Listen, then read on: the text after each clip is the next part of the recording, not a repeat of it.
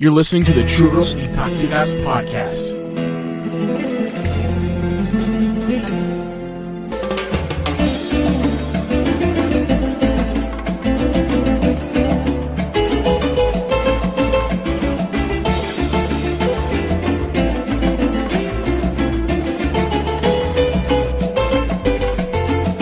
Hello and welcome to the Churros y Tácticas Podcast. This is your host, Kiyan Sobhani.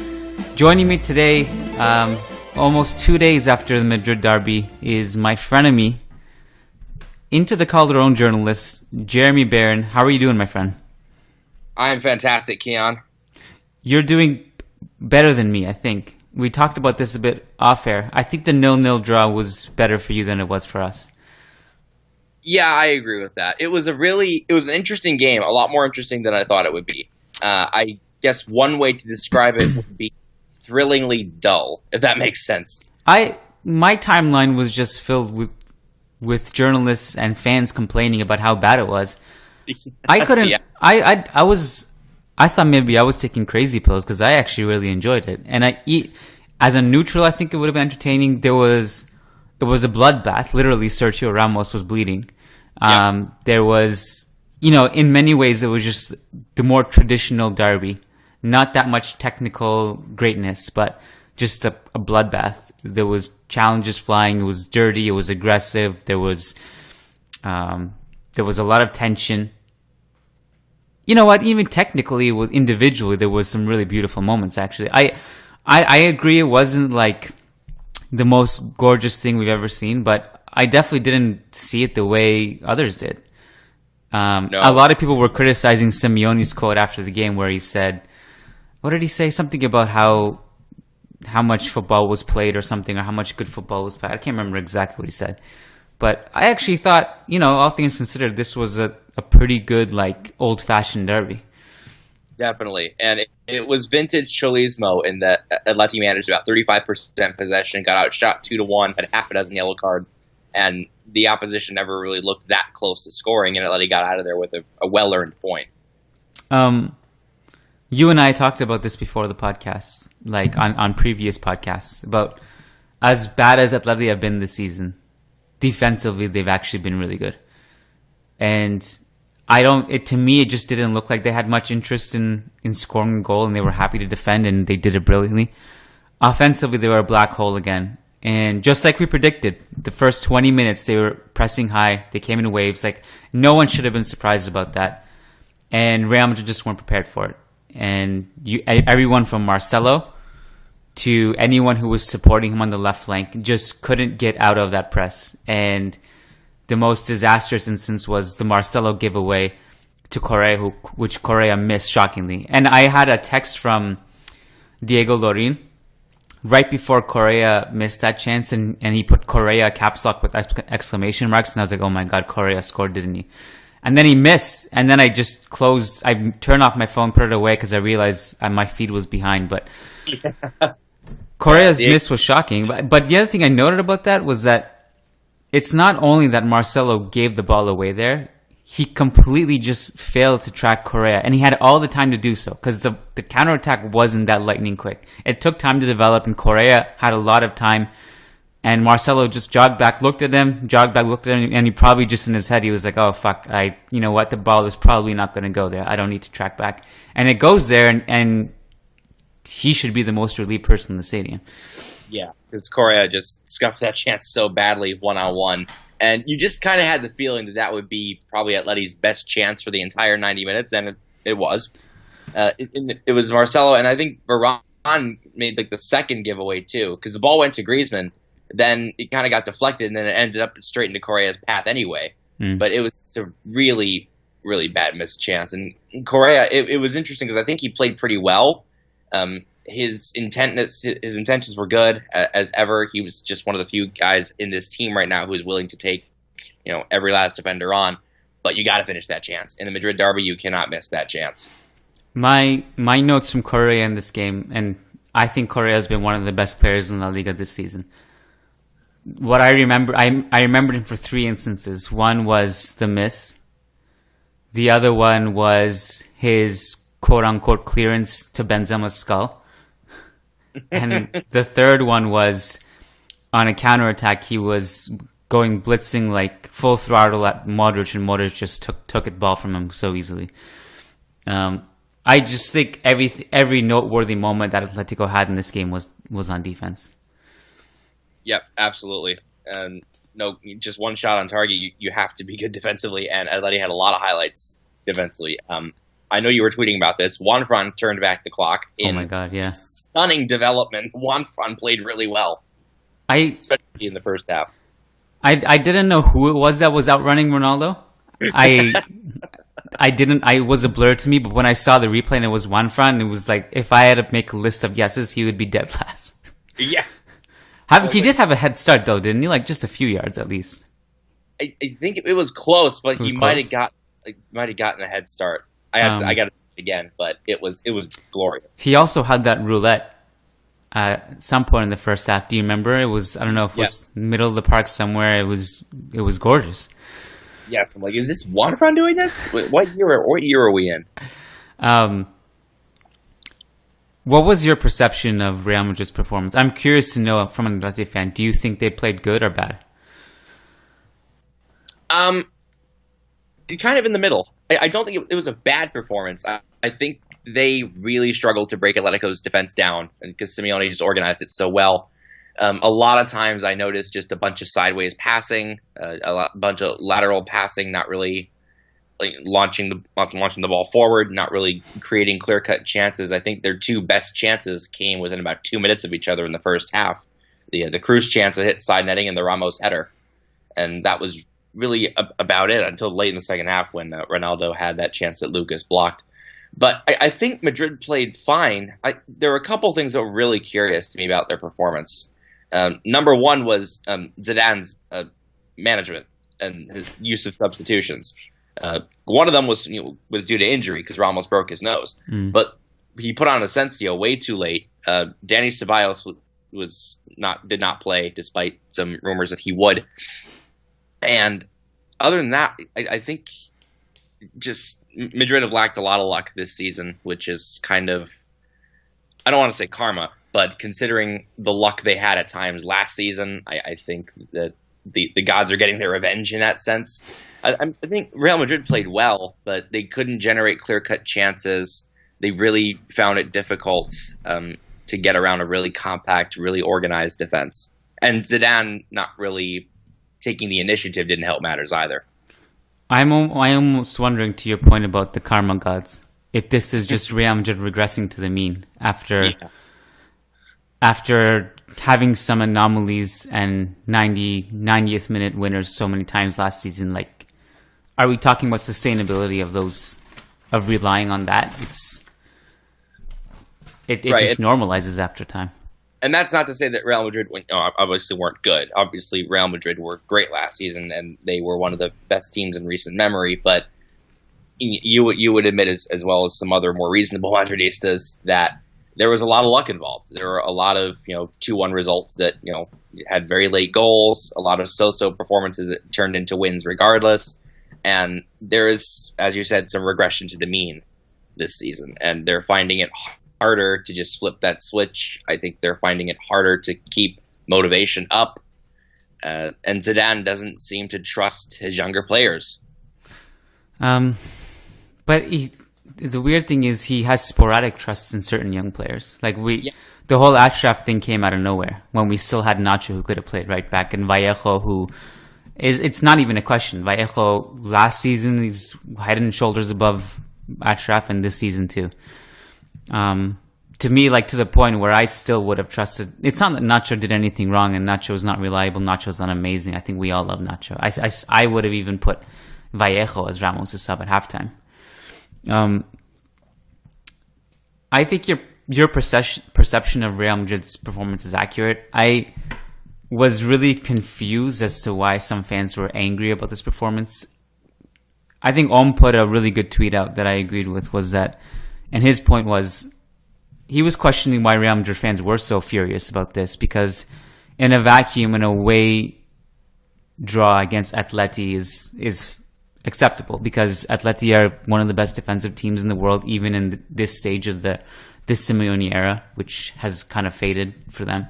They're still very good. I think the build-up was actually really good. What we didn't have was clear-cut chances. Like, just overall, we didn't have enough. After Marcelo made that bad pass and made the decision not to track Correa, he also had a couple of disastrous decisions like midway through the second half, just with his passing and his kind of lackadaisicalness. He has this thing about him. There are moments in the backline where he gets the ball, and I think he just thinks he's invincible, and he's very nonchalant about it, and it's bit us a few times this season.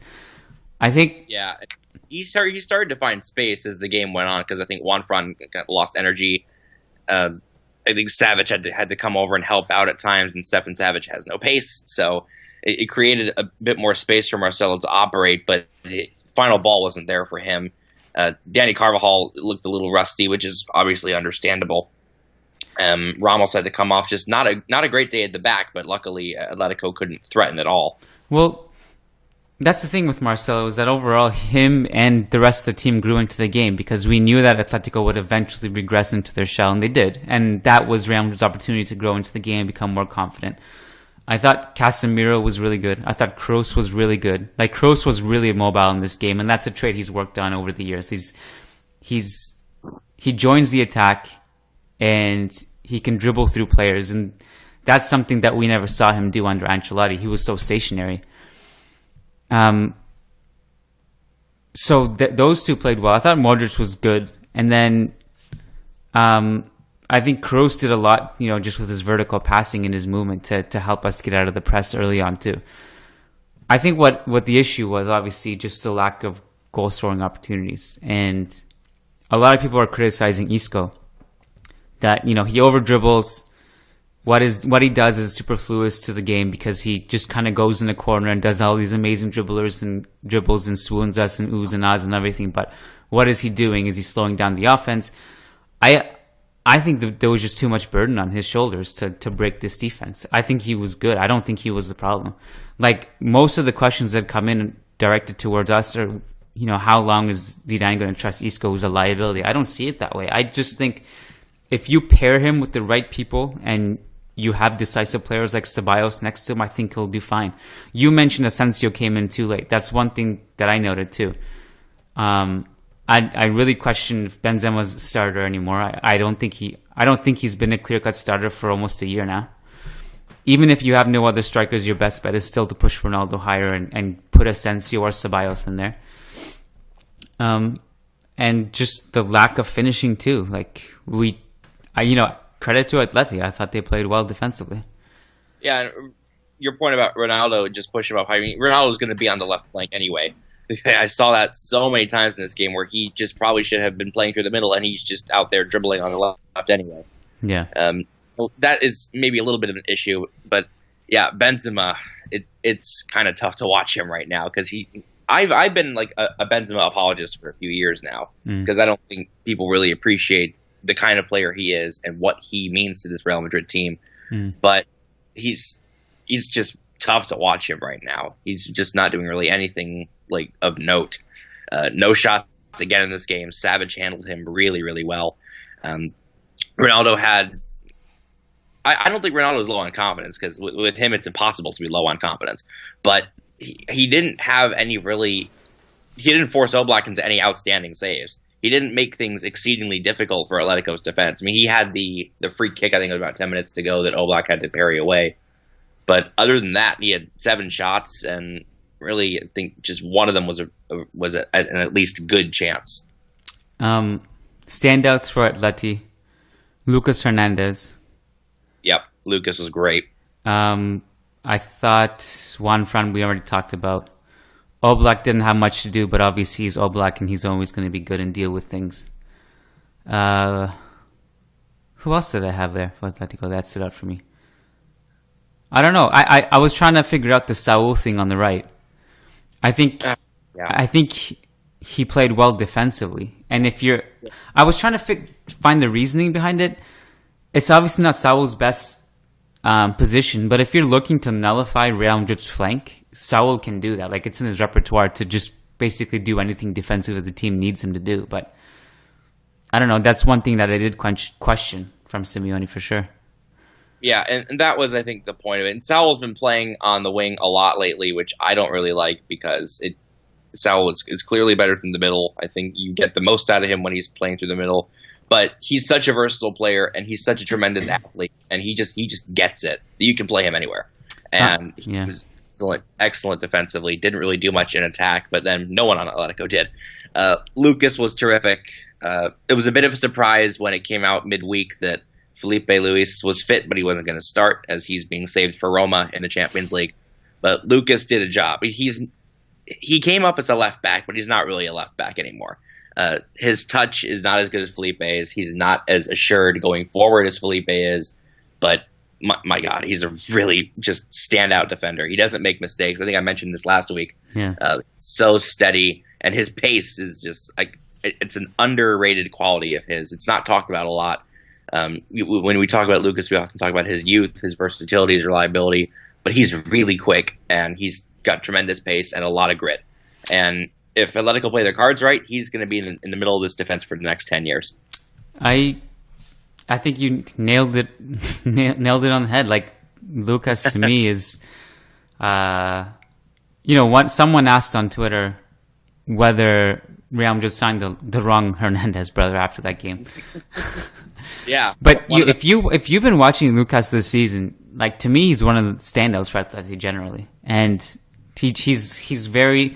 I don't want to say a Nacho because they're completely different players in many ways. I think maybe they're more similar than we think. But in terms of versatility, I think they're pretty similar. Yeah, they are, and they're both fast.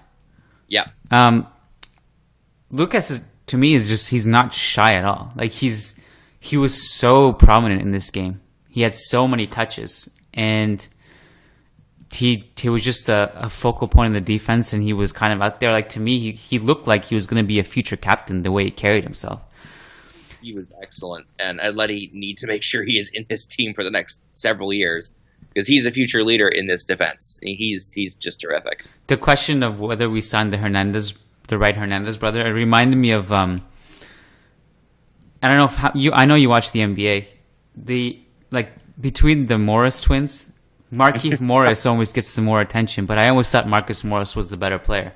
Yeah, exactly. It reminded me of that. Yeah. Thoughts on Griezmann getting whistled?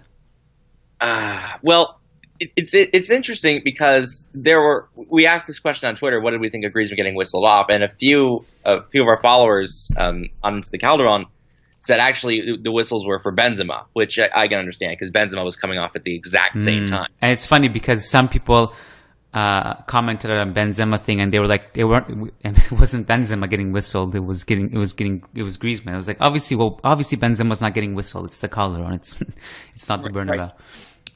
Right. Yeah, it's hard to kind of, I guess, divvy up who was getting whistled and who wasn't. Let's assume it was like a 50-50 mix, okay? Griezmann has gone over 700 minutes without scoring now. I think it's 723. It's a nearly 2-month run without scoring. It's over 2 months now in La Liga. It's nearly 2 months in all competitions.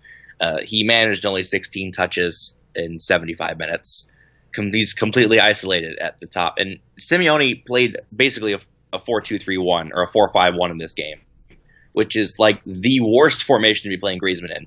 But Simeone doesn't really have a choice. He doesn't have a number 9 in this team. I mean, he has the closest player profile who makes sense playing next to Griezmann is Fernando Torres, and Torres is 33, and Simeone doesn't trust him anymore, and he can't move.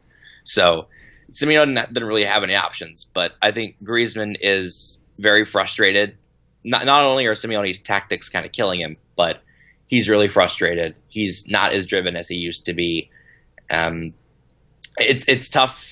It's very tough because Atleti's attack, they miss his presence, and just we've had so many of these stalemates because Griezmann isn't playing well or the system is too defensive.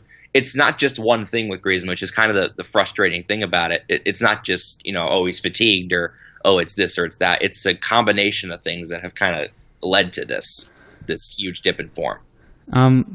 Yeah, it's. I was trying to figure out how much of it is his fault and his quote unquote lack of motivation or whatever. I did feel like he was really isolated. And I wonder if having an extra player up there, like Correa usually takes off a lot of the burden, but I don't think Correa was himself on the weekend. And Carrasco is a guy who's given us fits in the past, and he wasn't there. And when he came on, he was, to me, he kind of encapsulated why he's such a frustrating player to watch. So much talent, and he'll dribble past a couple of players, and then a wide open Saul on the right, and it's like he has tunnel vision. He just doesn't see him. Yep. Let's take a couple questions. Some will take us away from the derby. Some will suck us back into the derby, okay? Got it. Any concluding thoughts, actually, before we move on to questions? Overall, good point for Atletico.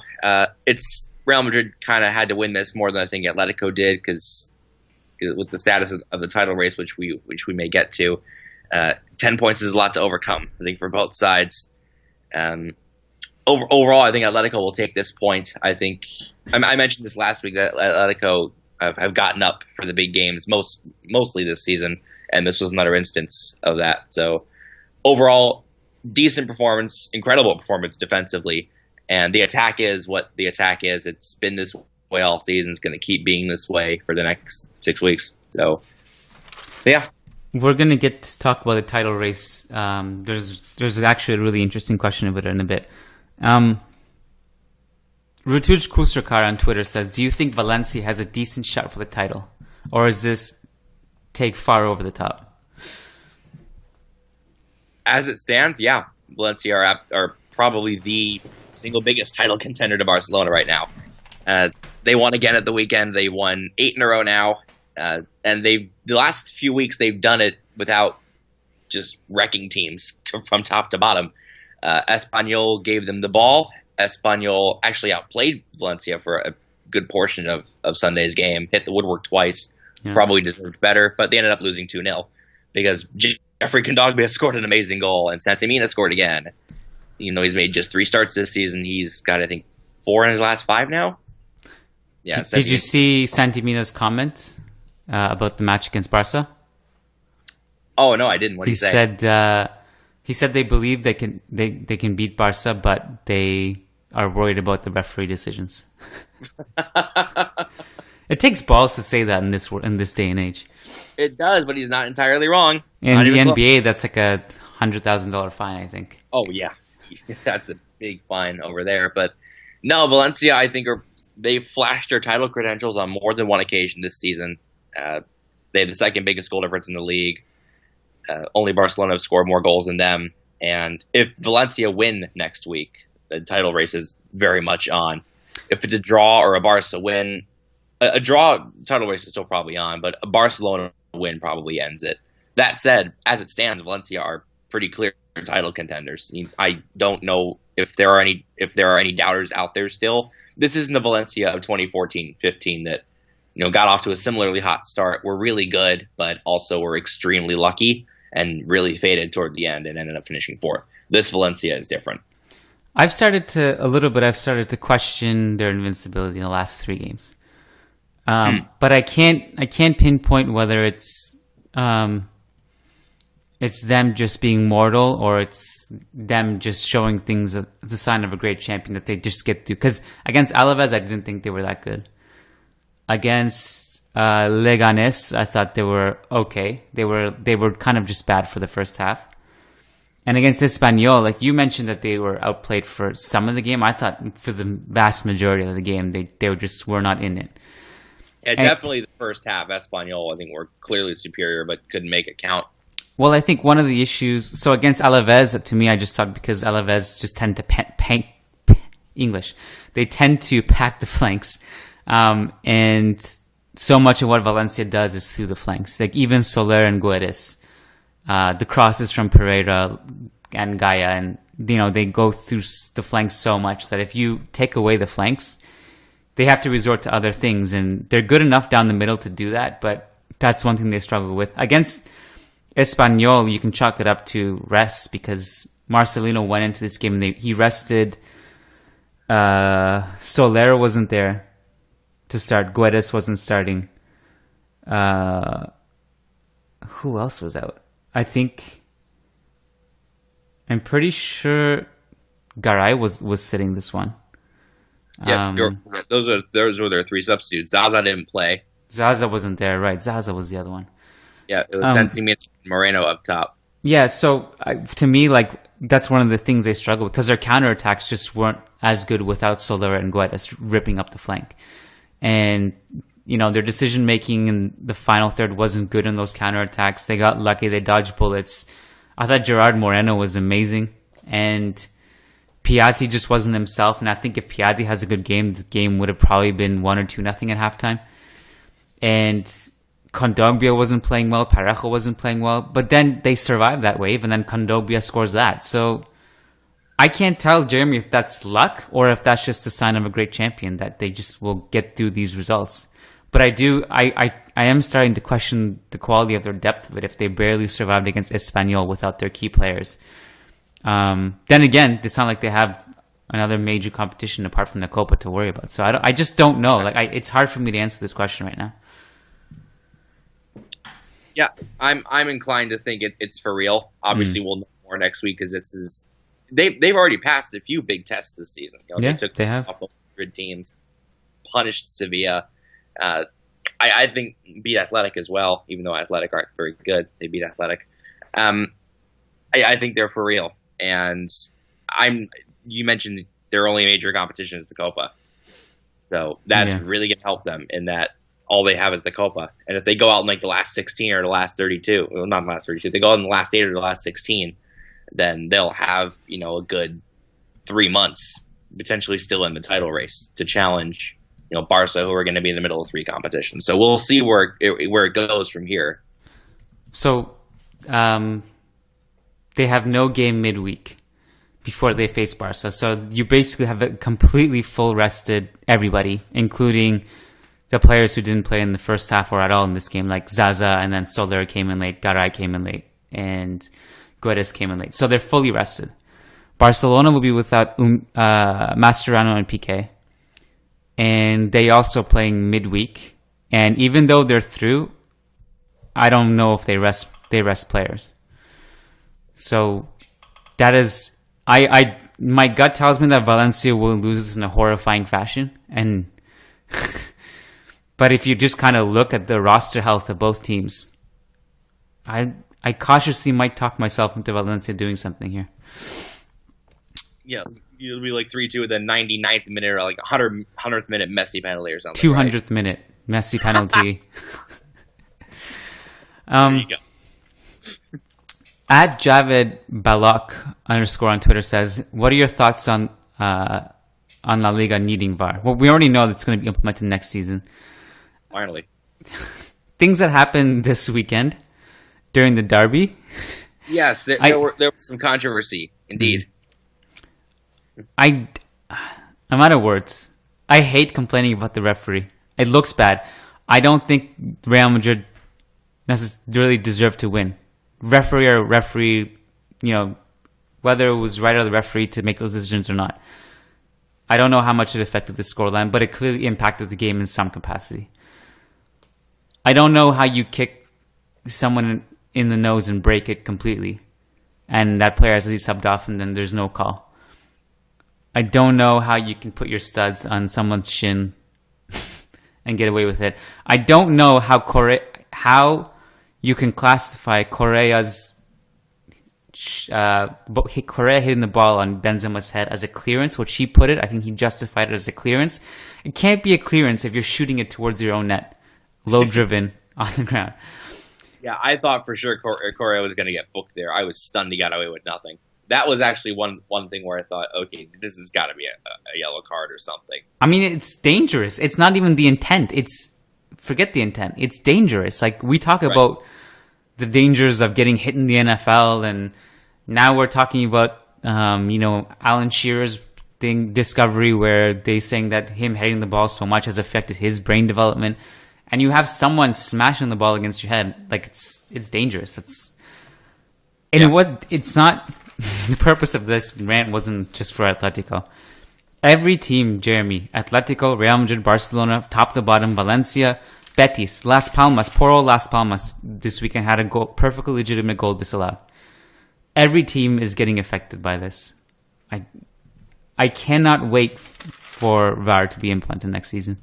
Yeah, the state of refereeing in La Liga has been just really poor for years. This is nothing new, but there's heightened sensitivity to it now, especially as other leagues, more progressive leagues, have implemented VAR, and it's been successful.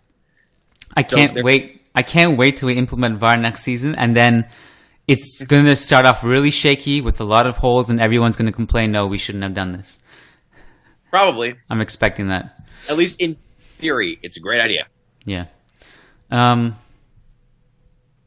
There's a question here, which I think is interesting and debatable.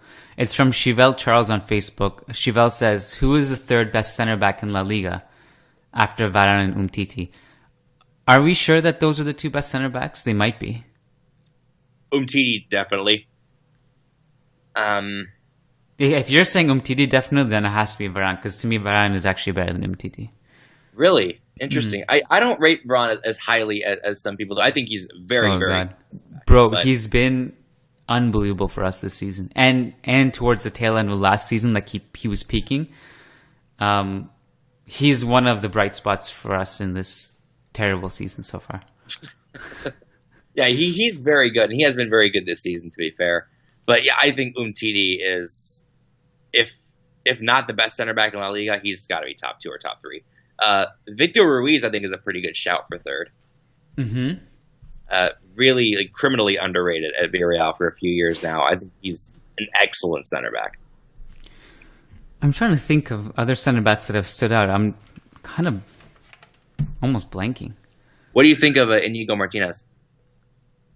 I don't know. Like, I was really high on Inigo a few years ago. I don't know how much he's progressed since then, to be honest. I think he's good. I think he's reliable. It's not like he's jumping out at me in terms of the third best center back. I don't know. What do you think? Yeah, I kind of have the same questions about Aymeric Laporte. Because Laporte, I think, has kind of hit a wall in his development. I'm kind of hesitating to say this, but I actually think Diego Llorente has been better than Inigo at Sociedad. He's been pretty good, and it was surprising to me because he wasn't that good last season, and I didn't think he would develop or amount to much. I thought maybe like a reliable role player at best, but I think he's a deserved starter. He's even scoring now. You look at even just the impact of certain players, of like low-key players, and you look at someone like Florian Lejeune, who is no longer at Eibar, and you look at the impact he had.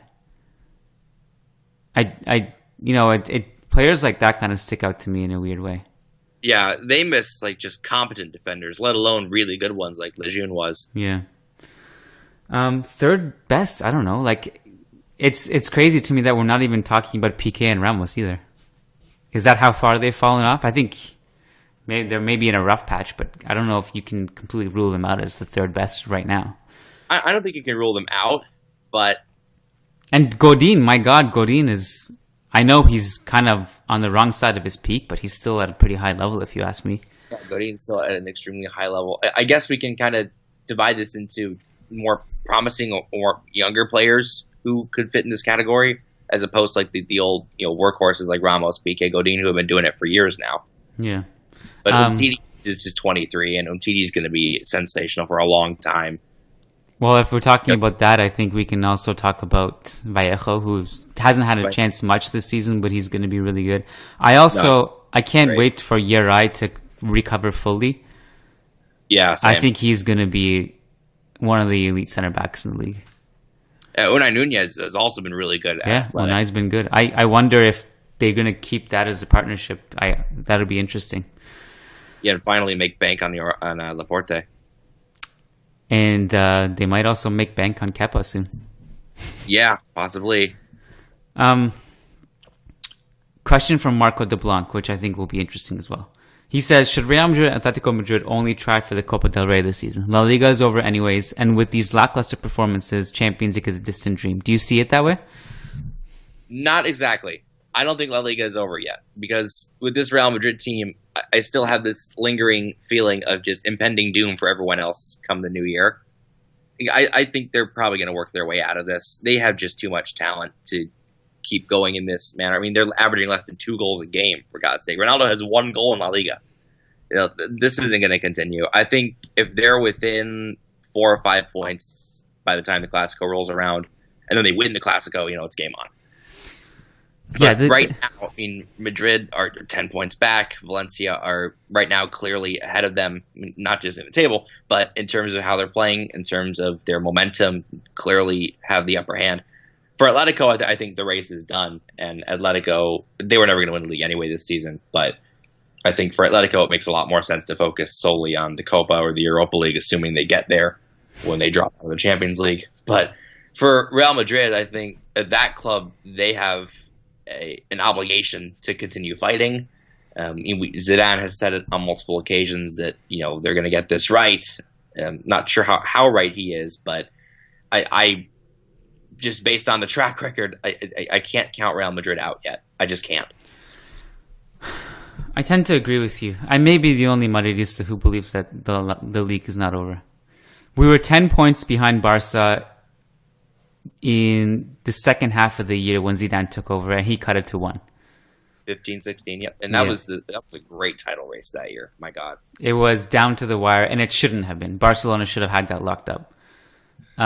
He obviously had the huge win in the Camp Nou, which also, Real Madrid has played better in the Camp Nou Clásicos for some reason than they have at the Bernabeu.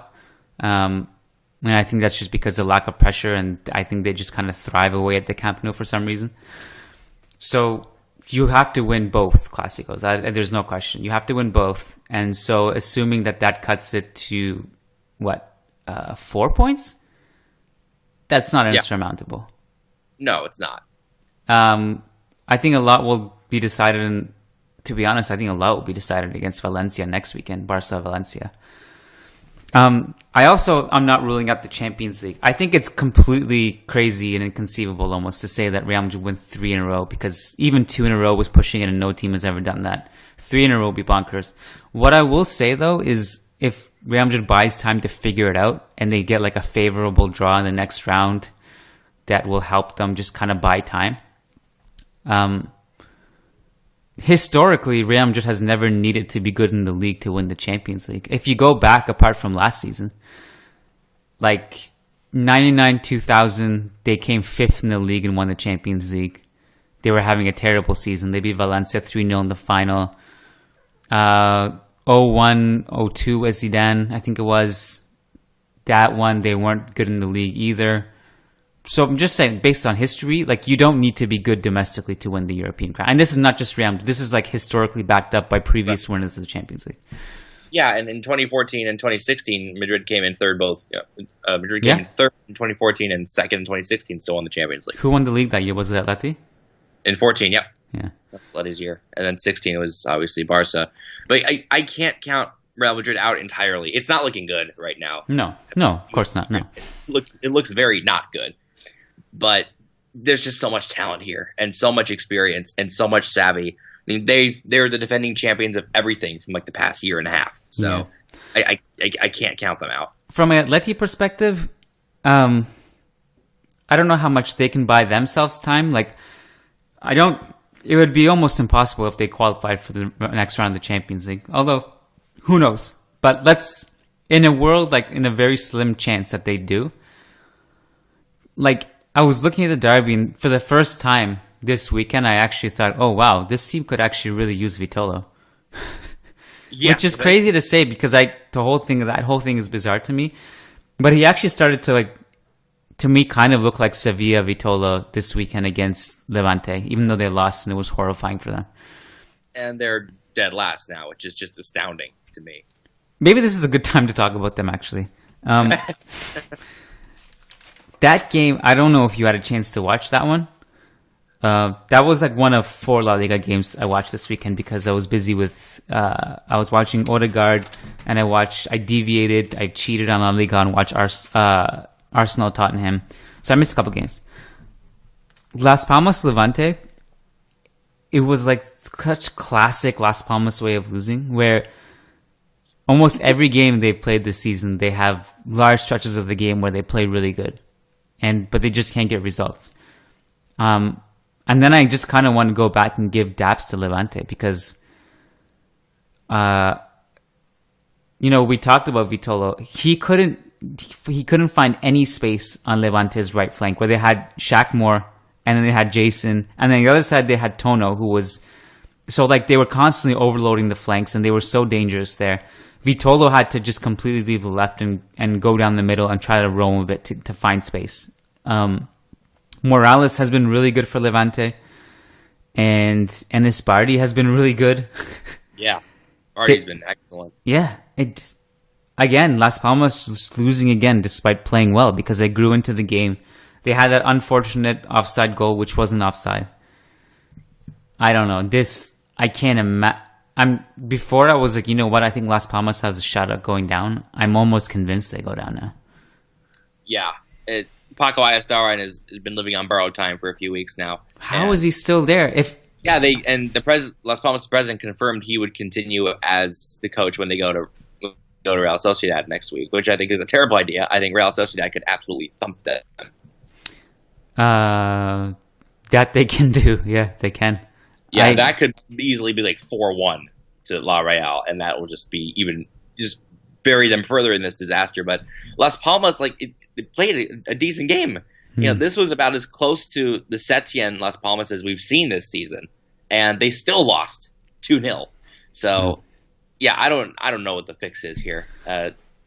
It's obviously not Paco. He's not the answer. And then they're going to lose Vitolo in 6 weeks, and he's been probably their best player this season. Even he hasn't been great, but he's probably been their best player. It's really, really difficult to see how they stay up right now. I really am not seeing it. There were moments in this game where I was like, you know what? Like I could see the Jonathan Vieira and Jonathan Calleri and Vitolo trio actually being really fun, but it's like there's 0 point of getting excited about it because it's the most short-lived thing of all time.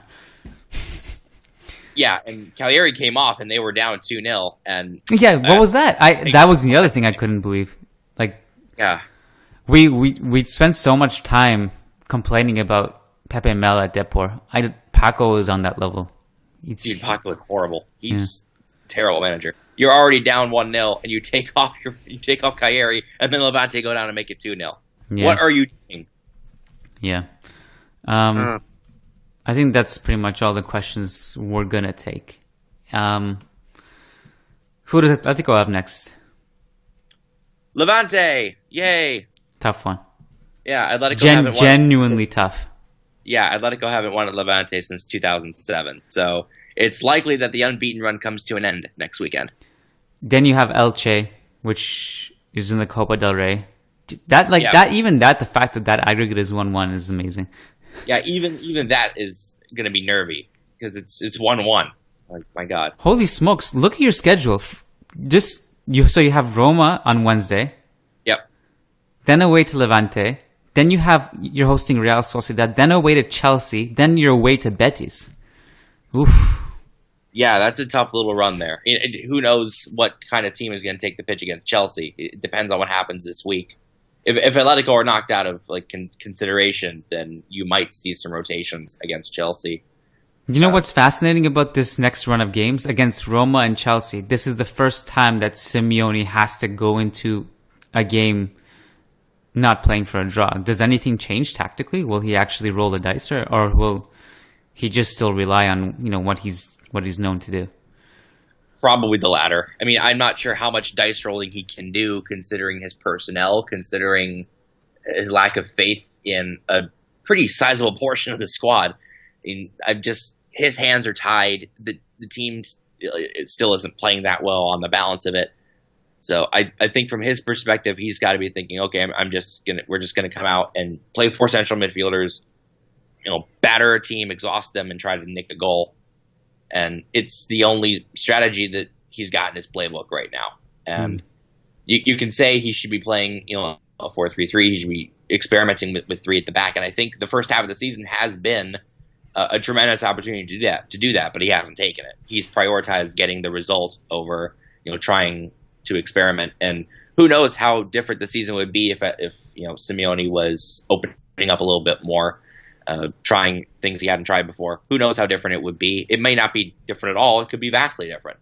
But at this point, with 6 weeks to go until Costa and Vitello come in, I think you're going to see Simeone just not rock the boat too much. I think you're going to see a pretty similar team to the one that played Real Madrid on Saturday, and they're going to go from there.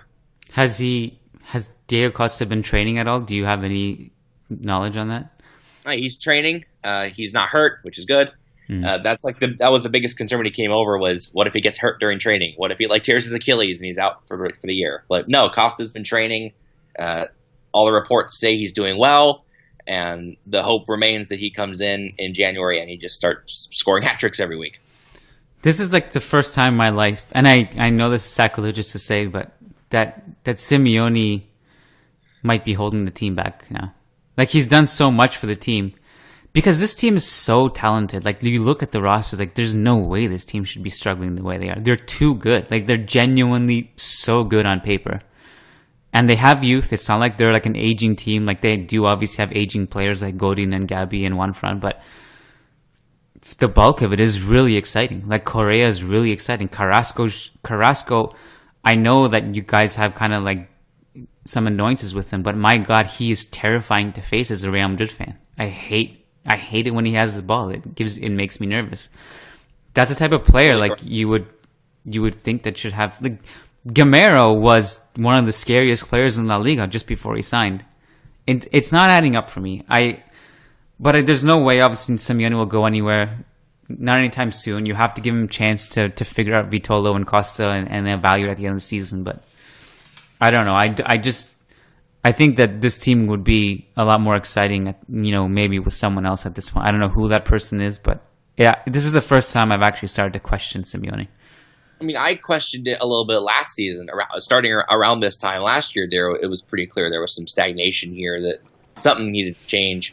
And last year, Simeone responded by going back to basics. And Atletico, where it ended with a pretty good season. This season, he's gotten even more negative and more defensive. And Atletico are still unbeaten in La Liga, which I think is inherently good. It's inherently good to not. I keep forgetting about that stat. That's crazy. I know. It's crazy because I can't believe it. Every time I look at the table, 6 wins and 6 draws. Wow. Ow. It's inherently good to not lose, but at the same time, I kind of see it both ways. I do think he is holding the team back in more than one respect. I think there's been some stagnation. But with this personnel, and this goes back to poor recruitment from at boardroom level. With the personnel he has, I mean, I can kind of see why he's taken the strategy he's taken.